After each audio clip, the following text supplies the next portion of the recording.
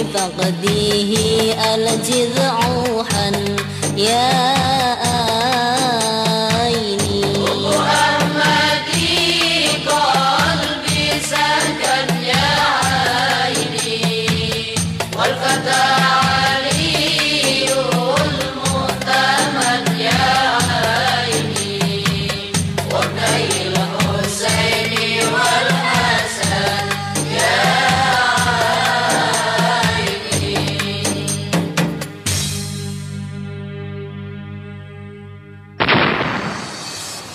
Dari kawasan Mutiara Emas, Masjid Agung Jawa Tengah, kami mengudara di 107,9 FM, Radio Dakwah Islam Masjid Agung Jawa Tengah. Setiap hari kami mengudara, mulai adzan subuh hingga pukul 21 waktu Indonesia bagian Barat. Radio Dais, radionya umat Islam Jawa Tengah. Dais, terdepan dalam dakwah dan nada.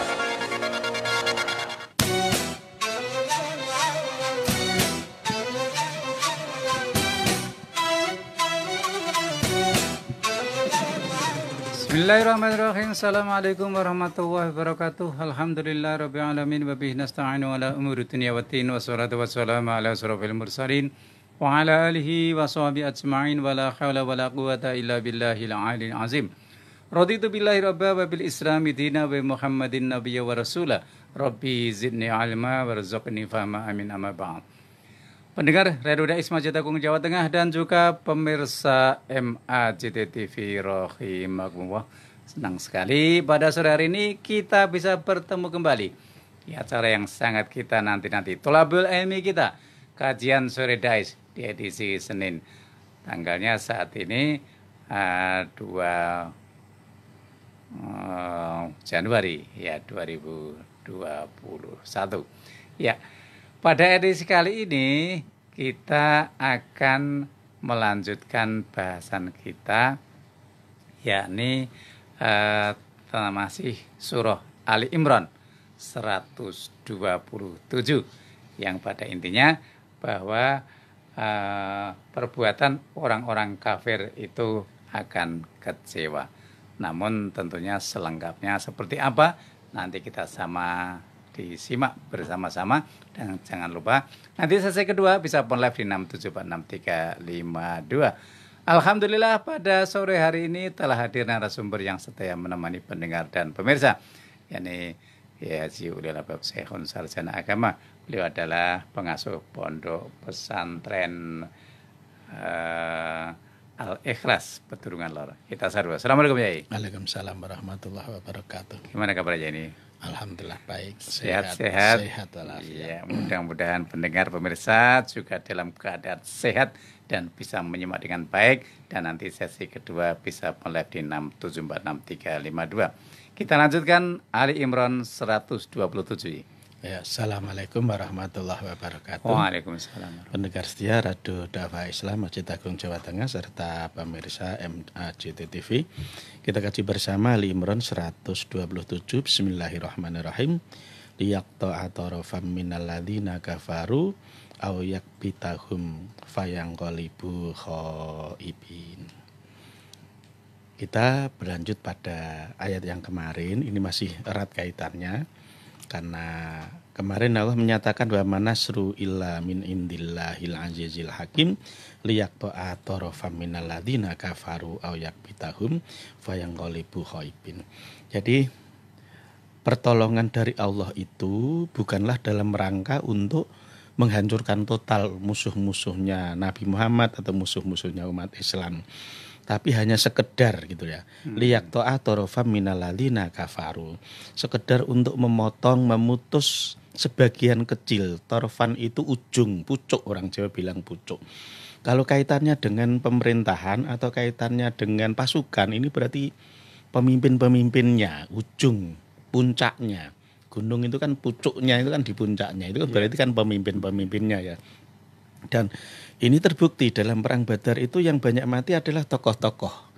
Jadi termasuk tokoh Fir'aunnya orang orang Arab waktu itu. Fir'aunnya Quraisy. Nabi kan sampai melakopi Abu Jahal itu. Abu Jahal ini kan Fir'aunnya Quraisy. Fir'aunnya orang Quraisy yaitu Abu Jahal. Karena mentang-mentang dia punya kuasa, ya meskipun kalau dari segi kekayaan dan kekuasaan ya tidak sebesar Fir'aun. Cuma penggambaran kelakuannya kayak Fir'aun dumeh kuwasa terus mentang-mentang, yaitulah Abu Jahal. Itu Abu Jahal mati kan di perang Badar. Nah, juga banyak tokoh-tokoh yang lain yang mati pada perang Badar. Itu kalau kita kaitkan dengan perang Badar. Nah, kalau kita kaitkan dengan perang Uhud pun sama. Dan perang Uhud juga ada beberapa tokoh. Di antara 18 orang suku Quraisy, kafir Quraisy yang mati di perang Uhud, itu satu di antaranya juga tokoh. Misalnya Umayyah itu adalah tokoh.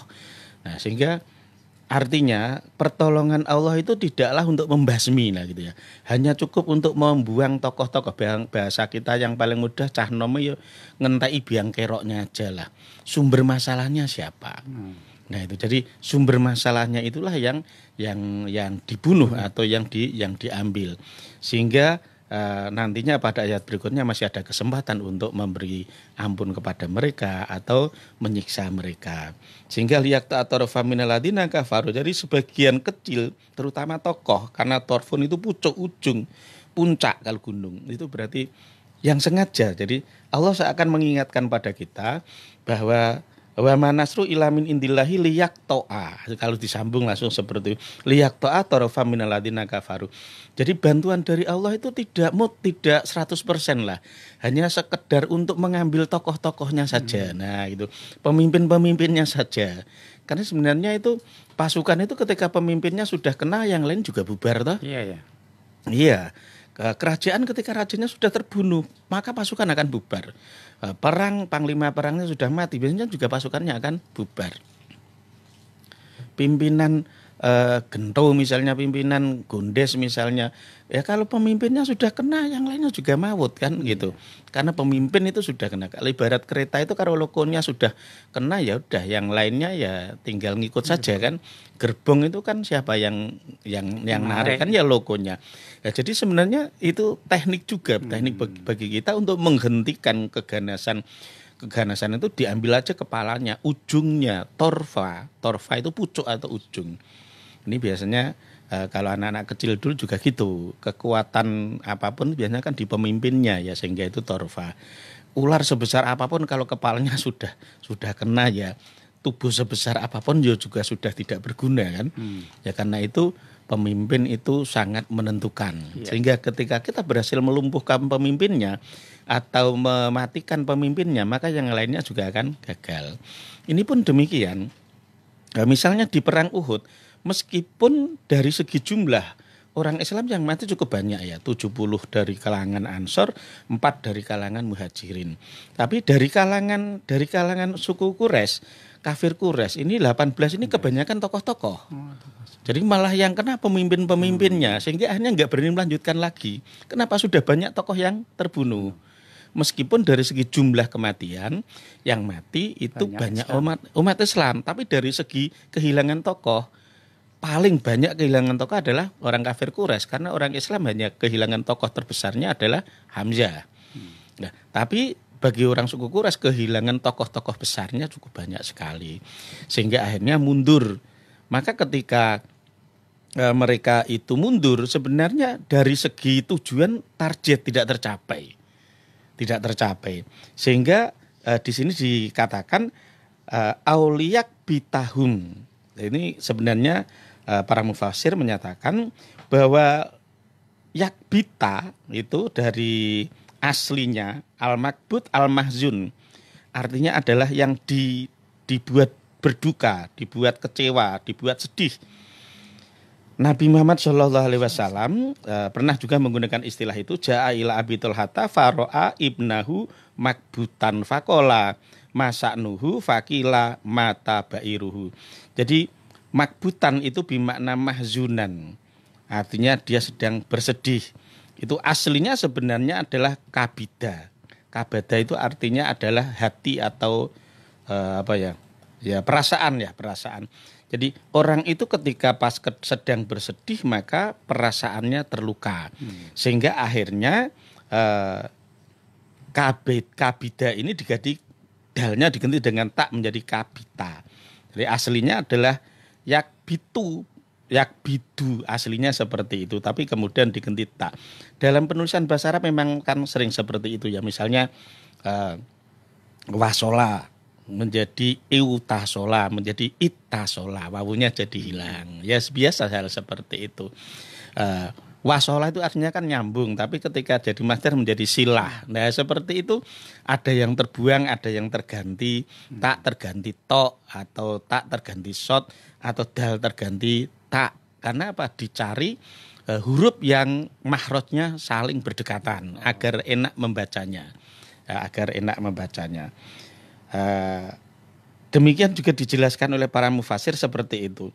Jadi orang Arab biasa menyatakan misalnya watakulul arabu lil aduwi iswaddal kabidu. Aslinya kabidu. Tapi kemudian dibaca yakbitu. Karena yakbidu. Kalau bak ketemu dengan dal itu kan sama-sama suara berat semua ya. Bi terus da itu kan berat ya. Makanya itu daf'an lithikol menghindari bacaan yang berat akhirnya dalnya diganti dengan ta. Nah, membaca yakbidu dengan yakbitu itu kan lebih ringan yakbitu ya gitu. Sehingga dicari huruf yang mirip suaranya. Nah itu.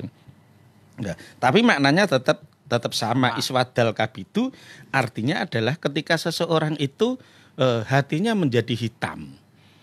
Maksudnya orang itu ketika bersedih seakan itu kan hatinya ikut jadi hitam karena terbakar. Sehingga kanal akbadu idah taroko bisiddatil adawati iswaddat. Para mufasir menjelaskan kenapa digunakan istilah seperti itu. Jadi sebenarnya dari kata kabida itu artinya hati, tapi ketika kita itu sedang terbakar rasa kebencian dan permusuhan, itu hatinya jadi hitam. Nah, simbolisasi orang benci. Kalau di wajah biasanya diistilahkan, wah Pak Karno nesu mbek Paulil raine nganti abang ireng. Padahal wajahnya ya masih utuh, tapi itu hanya penggambaran emosi yang memuncak. Sama, kesedihan yang memuncak itu sampai seakan membakar hati kita sampai hatinya itu jadi hitam. Saking sedih. Bahasa kita berarti super kecewa. Nah, sehingga ketika dikatakan auyak bitahum atau membuat mereka super kecewa. Di mana super kecewanya? Karena sebenarnya ketika Abu Sufyan didorong oleh Hindun dan didorong oleh banyak tokoh-tokoh Makkah yang dendam karena saudaranya banyak yang mati di perang Badar atau saudaranya tertawan di perang Badar. Karena perang Badar itu kan sangat memalukan ya. Jumlah orang Islam lebih sedikit cuma 313, jumlah orang kafir itu lebih banyak 950-an. Biasanya dibulatkan jadi 1000 gitu. Itu ternyata menang mutlak orang Islam, menang mutlak. Mereka mati sampai 70 orang, tertawan sampai 70 orang. Itu sangat memalukan, sangat memalukan. Sehingga mereka itu menunggu waktu kurang lebih 1 tahun untuk bisa balas dendam. Bahkan targetnya itu tidak sekedar menang dari segi jumlah, tapi pembasmian. Jadi kalau bisa itu ya Muhammad beserta sahabat-sahabatnya dan pengikut-pengikutnya ya mau dibantai habis lah itu. Tapi kenyataannya ya yakbita, kecewa mereka. Jadi jadi pertolongan Allah itu membuat mereka kecewa. Kecewa kenapa? Target nggak tercapai kan? Targetnya nggak tercapai. Kalaupun kepengin membunuh, ternyata yang terbunuh malah banyak sahabat Ansor, bukan sahabat Muhajirin. Padahal tokoh-tokoh Islam itu lebih banyak dari kalangan Muhajirin. Misalnya Abu Bakar, Umar, Utsman, Ali, dan sebagainya. Tokoh besar yang berhasil dibunuh kan cuma Hamzah. Yang lainnya enggak. Nah, sementara yang terbunuh yang lainnya kebanyakan adalah sahabat Ansor, 70 itu sahabat-sahabat Ansor. Karena itu digambarkan di sini auyak bitahum, dengan pertolongan Allah itu mereka kecewa karena gagal mencapai target. Jadi targetnya itu seharusnya pembasmian atau pembantaian habis-habisan. Seharusnya Muhammad dan seluruh tentaranya, seluruh pasukannya, kalau perlu Madinah itu mau mau diludesi ya. Sehingga akhirnya ketika di perang Uhud itu gagal, itu kemudian dipersiapkan lagi, diperbanyak jumlahnya, dilanjutkan dengan perang Khandaq. Itu yang mimpin kan juga Abu Sufyan lagi berdasar Hindu. Ya kenapa? Karena begitu kecewanya. Karena kenapa di perang Uhud yang sudah dari segi jumlah itu sudah menang, tapi kenyataannya dari segi pembantaian gagal. Bahkan pasukan kafir kan hanya lari juga. Jadi mereka itu setelah merasa menang, jumlahnya sudah berhasil mengambil banyak, mereka kemudian lari. Nggak melanjutkan. Sehingga lebih kecewa lagi adalah Khalid bin Walid. Yang waktu itu melihat pasukannya yang lain sudah pada lari pulang, nggak melanjutkan pertempuran, kan nggak sesuai dengan semboyan atau targetnya. Tadinya targetnya kan mau basmi habis-habisan. Ini kok setelah bisa membunuh segitu aja sudah puas terus pulang. Itu kan Khalid juga kecewa. Dan Khalid lebih kagul lagi hatinya ketika dia itu berhadapan-hadapan dengan Nabi Muhammad SAW. Nabi itu enjoy aja, biasa-biasa saja. Bahkan ketika dibilang anta maghlub, Muhammad kamu sudah kalah. Tapi Nabi Muhammad bilangnya, la anta maghlub. Enggak, yang kalah itu kamu. Kalah dalam arti kamu kan gak mencapai target toh. Iya. Kan sudah istilahnya wis gembar-gembor mau membasmi habis Muhammad dan pengikutnya. Nyatanya kamu gak berhasil. Nyatanya saya juga masih hidup. Meskipun Nabi sempat terluka, tapi Nabi masih hidup. Tokoh-tokoh yang dari Makkah semuanya masih hidup semua, kecuali Hamzah yang mati terbunuh. Dan mati terbunuh itu ibaratnya bukan karena perang, dan karena memang target dendam. Jadi bukan karena murni kalah bertanding, tapi dia memang khusus diincar oleh Wahsy untuk dibunuh karena hadiah yang cukup besar. Hari Hindud itu mau dimerdekakan, bahkan bonusnya itu emas seberat bobot tubuhnya. Siapa yang nggak kepencot? Sehingga Wahsy tidak punya tujuan lain dalam perang Uhud kecuali satu-satunya ya cuma ngincer Hamzah itu tok til. Nah, jadi dari segi target itu mengecewakan mereka. Karena itu fayang qolibu khaibin. Mereka putar balik lagi ke Makkah dalam posisi kecewa.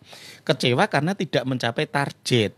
Targetnya kan membunuh Muhammad dan seluruh pengikutnya. Tapi cuma berhasil membunuh 70 sahabat Ansar dan 4 sahabat Muhajirin. 4 itu diantaranya ya Hamzah itu.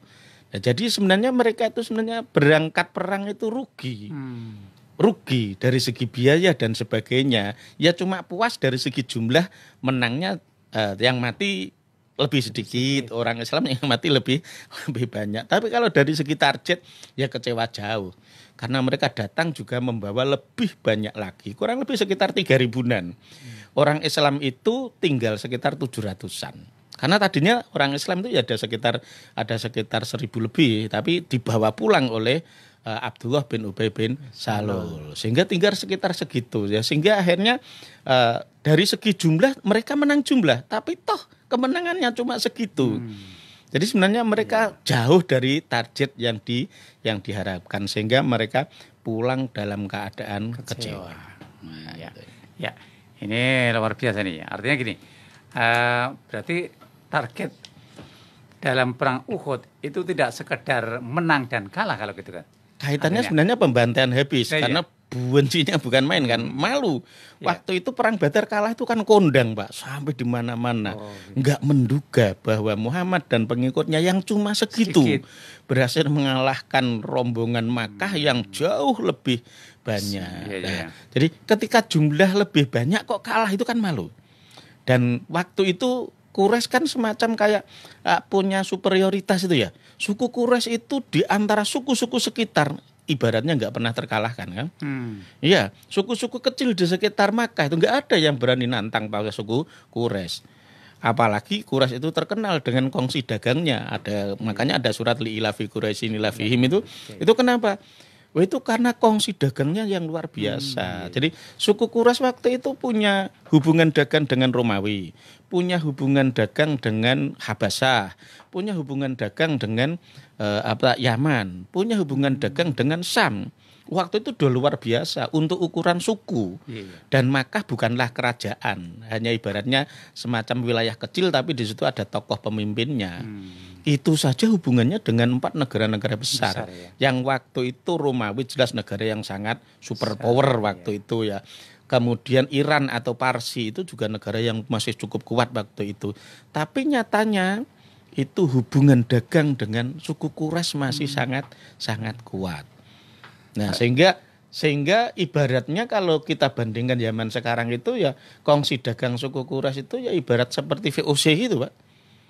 Jadi orang nggak akan berani berdagang ke 4 negara itu kalau tidak meninduk kepada suku Quraisy. Itu kan menunjukkan luar biasa. Tapi aneh ketika perang di Madinah melawan Muhammad yang ibaratnya membelot dari suku Quraisy karena diangkat sebagai nabi dan rasul, dibantu oleh masyarakat Madinah yang waktu itu ibaratnya Yasrib itu nggak punya nama ibarat waktu itu. Kok bisa kalah? Itu luar biasa malunya, Pak. Malunya luar biasa. Sehingga ketika itu membuat targetnya sangat tinggi. Ketika mau berangkat itu targetnya Muhammad dan seluruh Habisi. Nah gitu. Bayangannya itu nanti dari Uhud setelah menang ya sudah Madinah mau diserbu. Madinah mau diserbu. Tapi ternyata enggak.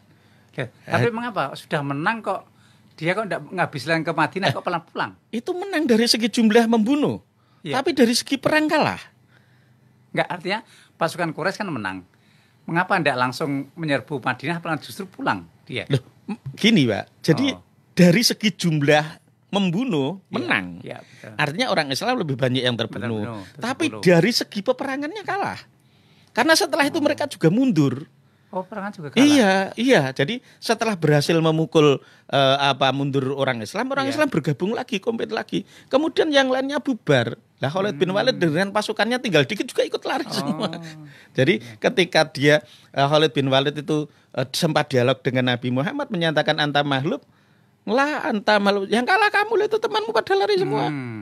Jadi posisinya sudah dari segi kemampuan atau menang dalam membunuh memang betul, tapi dalam pertempuran mereka lari kalah. Berikutnya yang kedua lari lagi.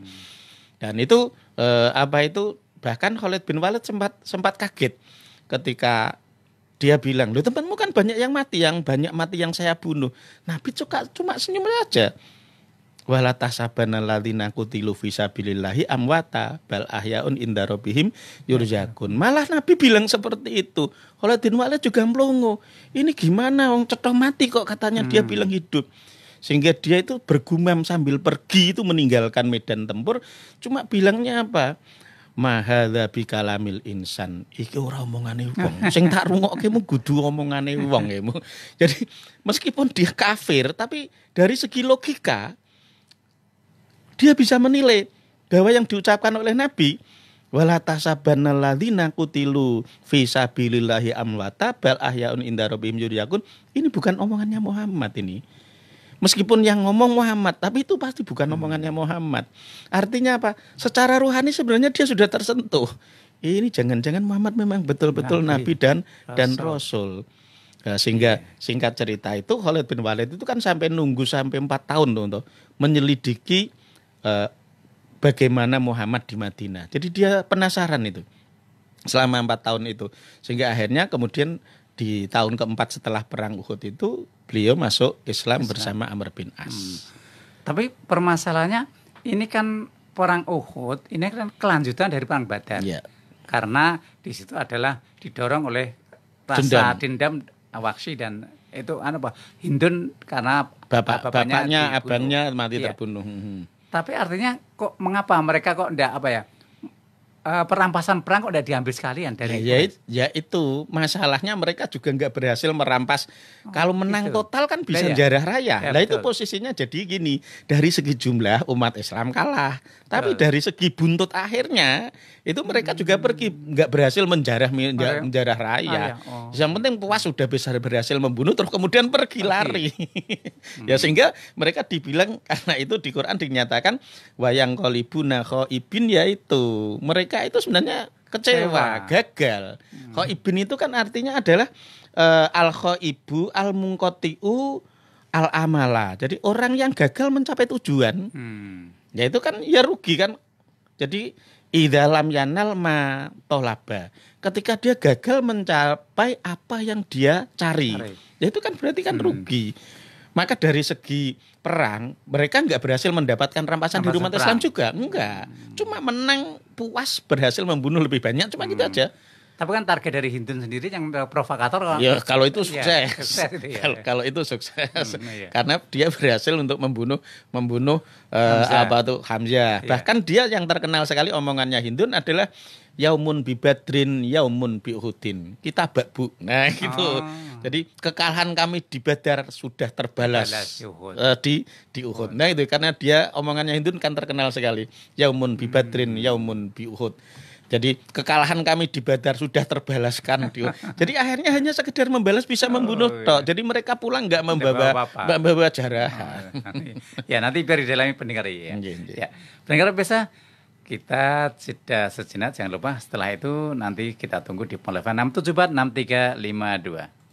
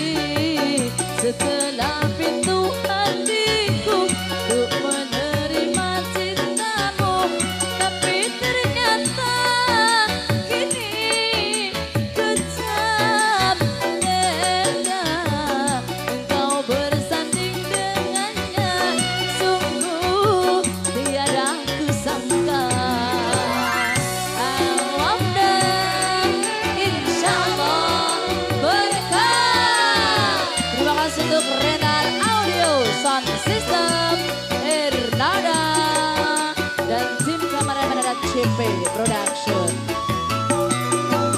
Tidak ku tangisi perpisahan ini, hanya pertemuan yang aku sesali.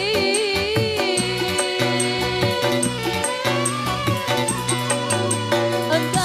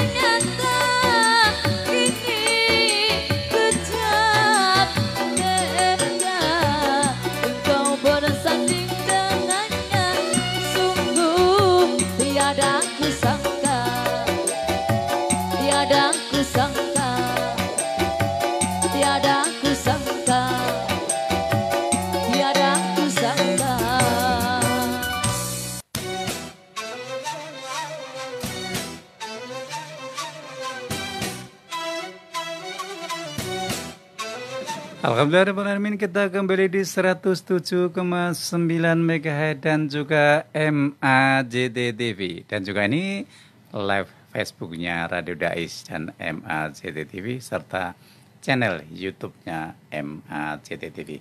Terus sekarang para pendengar bisa mulai sekarang lah dibiasakan untuk di medsosnya Radio Dais agar nanti kalau pas kami ada masalah di frekuensi bisa langsung di media sosialnya. Untuk itu monggo sekarang kita buka line teleponnya bagi yang pendengar pemirsa, monggo langsung kita buka 6746352. Ya, sudah ada yang masuk, kita sapa dulu. Assalamualaikum. Waalaikumsalam warahmatullahi wabarakatuh. Ji, monggo Pak. Sama Ji. sama tanya.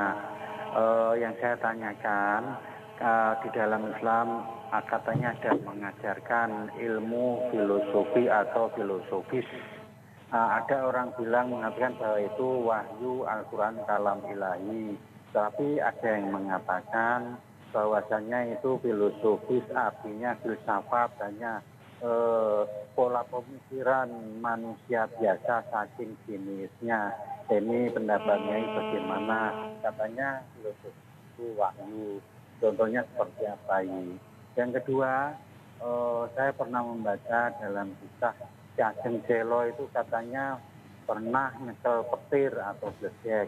Itu katanya ada makhluknya karena itu bedek itu kalau hujan itu ada yang kena mati gosong. Nah, di sawah, senderan pohon atau ngaca di cermin itu gimana? Makhluk itu contohnya itu apa? Jin, apa iblis, apa malaikat? Mohon penjelasannya. Yang terakhir, Al-Quran itu ada yang bilang cuma isi cerita skenario manusia petunjuk. Tetapi saya membaca di Alkitab Tibun Nabawi itu kok bisa untuk pengobatan, ijazah, misalkan orang baca ayat ini bisa diselamatkan dari orang-orang jahat, bisa untuk kekebalan, bisa untuk mencari jodoh, pengasihan. Saya mohon penjelasannya ini betul atau tidak di dalam kitab Tibun Nabawi. Terima kasih. Assalamualaikum warahmatullahi wabarakatuh. Waalaikumsalam warahmatullahi wabarakatuh. Yang pertama, ya, ilmu filosofis itu wahyu. Jadi kalau filosofi itu artinya berarti orangnya menggunakan ilmu filsafat, orangnya disebut sebagai filosof. Itu mencari tingkat kebenaran dengan menggunakan otaknya, dengan menggunakan rasionya. Sehingga ibaratnya dia itu yang naik ke atas. Dia mencari kebenaran dengan perenungan yang dalam sampai dia mencapai puncak kebenaran. Itu ngejarnya ibaratnya dari bawah mencapai ke atas. Itu para filosof. Tapi kalau para nabi itu dari atas, dari Allah digerujukake, didunke kepada nabi. Jadi bukan karena nabi itu memang fatona, super cerdas, super jenius. Tapi Nabi tidak melakukan perenungan khusus untuk mengarang wahyu. Nah itu karena wahyu itu didapatkan.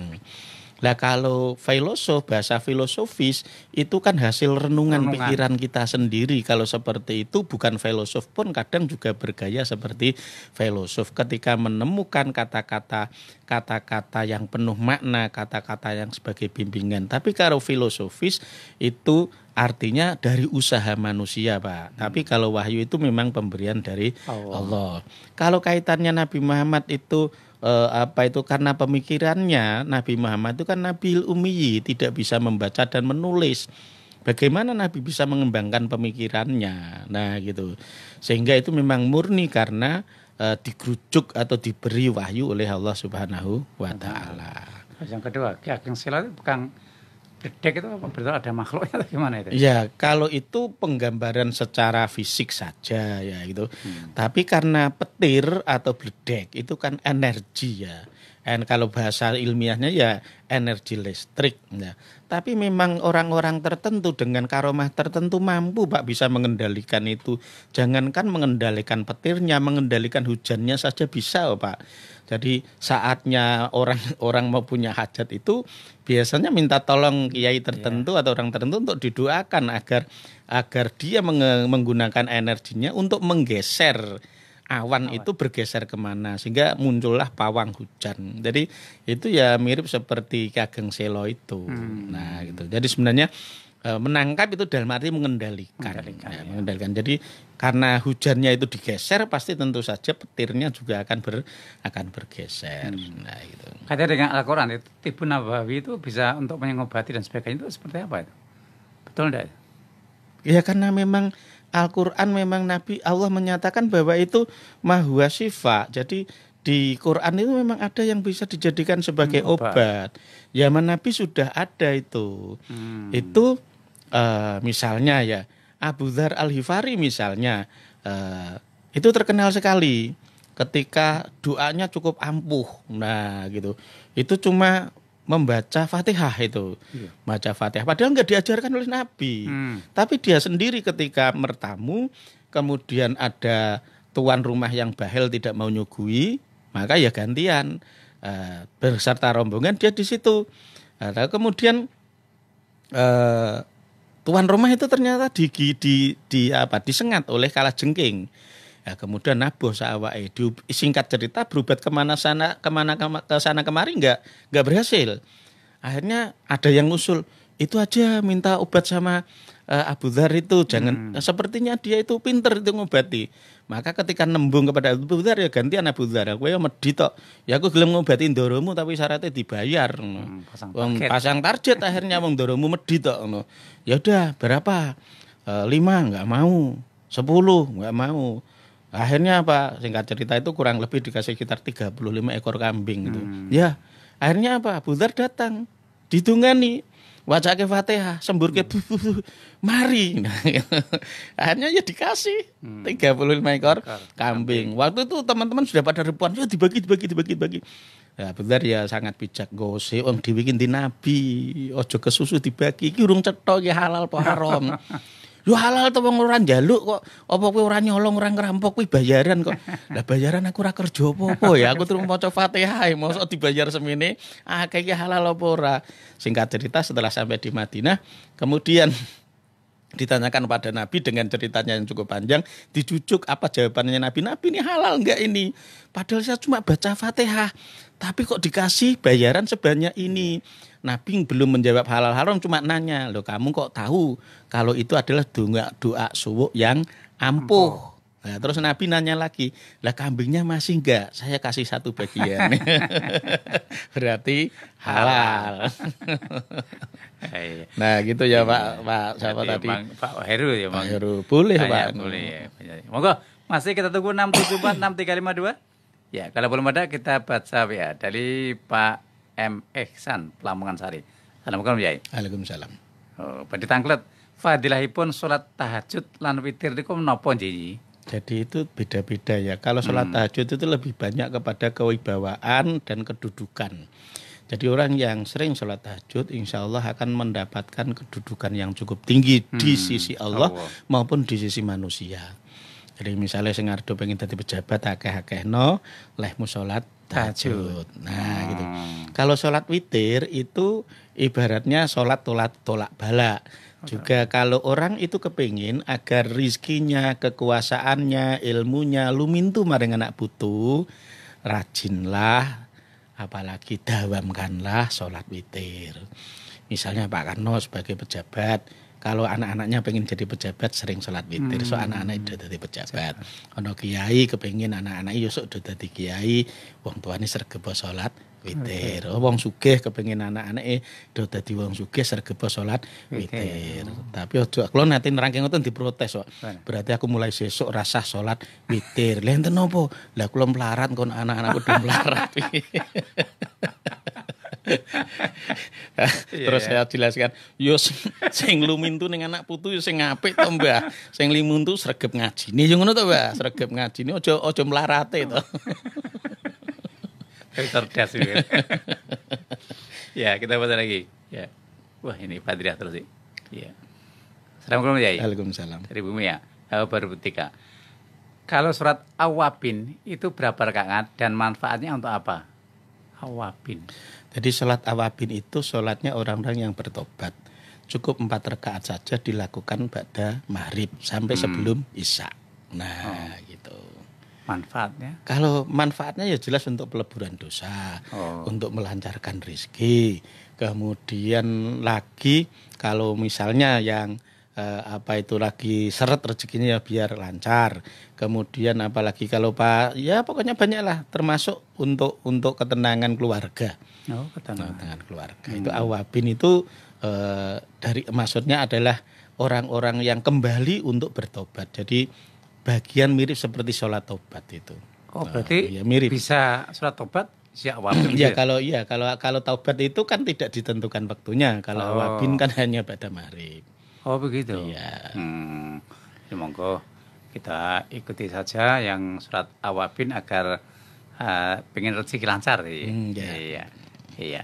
Satu lagi ya. Ya. Assalamualaikum Pak Yai. Waalaikumsalam.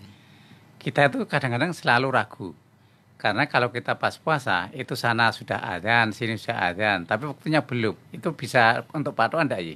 Ya bisa, yang nggak bisa dipakai kan patokan wong mati toh. Nah itu patokan adzan ya boleh aja dipakai toh. Iya, karena kadang itu orang kan ihtiyat dan selisihnya sebenarnya nggak seberapa kayak.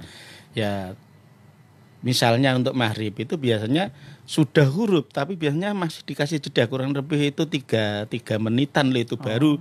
Iya, jadi itu sudah ada waktu ikhtiyat itu ya, adalah waktu kehati-hatian ya. Iya. Yaitu baru ada adzan. Jadi misalnya di Masjid Agung atau di daerah sudah adzan, di TVRI belum. Iya. Ya nak cara kula njupuk sing dhisik wis ana sing tanggung jawab wis maghrib. Begitu? Iya gitu. Iya. Artinya tanggung jawab, maksudnya tanggung jawab apa itu? Yang tanggung jawab kan yang menyetel adzannya, yang memberitahu bahwa waktu sudah masuk toh. Ya kan kita kan tidak mungkin harus melihat jadwal terus dan karena jadwal juga setiap hari kan juga berubah. Ya, jadi kita tinggal ikut aja. Lah kowe wis ana sing tanggung jawab adzan ya wis dhewe buka ya gitu aja. Mosok dhewe areng golek jadwal meneh lah untuk apa kita nyetel radio, untuk apa kita nyetel dengar di masjid-masjid. Ya udah itu udah waktu masuk maghrib ya sudah saatnya kita untuk berbuka. Jadi tidak serumit yang kita bayangkan. Pemenang kok kula terus ndelok jam dicocokake lah ya jamu nak cocok, nak jamu dhewe ya ora cocok. Iya karena gini. Kaitannya juga kita menyocokkan dengan posisi kita. Kalau kita di Semarang ya ikut aja jadwal Semarang. Ya gitu aja. Nanti antara Daes dengan radio yang lain meskipun selisih 10 detik, 15 detik ya pasti ada selisihnya ya lumrah hal wajar toh. Gitu. Iya, satu lagi. Assalamualaikum Yai. Waalaikumsalam. Ya. Apakah dapat disebut dolim jika personal atau kelompok itu melawan pemerintah yang sah tapi jauh dari rasa keadilan? Syukran wassalam. Jadi kategori zalim itu kalau kaitannya dengan keyakinan, jadi orang yang melakukan tindakan syirik itu zalim.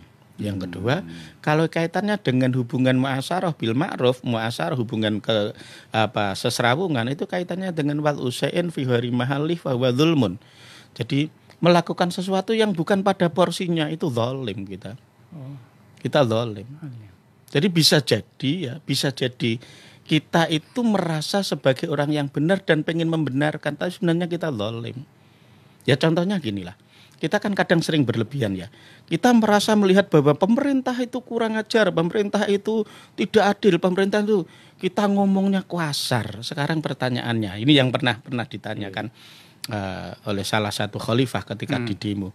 Kamu kalau demo saya kok omongannya kasar, apakah kamu itu lebih mulia daripada Musa dan Harun, itu Nabi dan Rasul?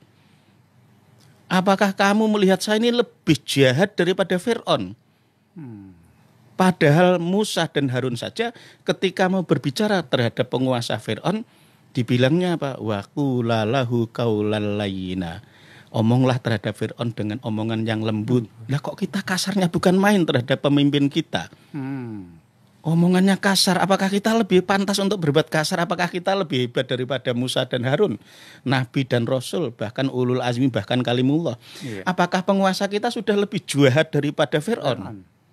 Nah itu cuma pertanyaan seperti itu untuk koreksi diri. Jangan-jangan kita yang lebih zalim. Gitu. Jangan-jangan kita lebih zalim. Fir'aun itu zalimnya bukan main loh.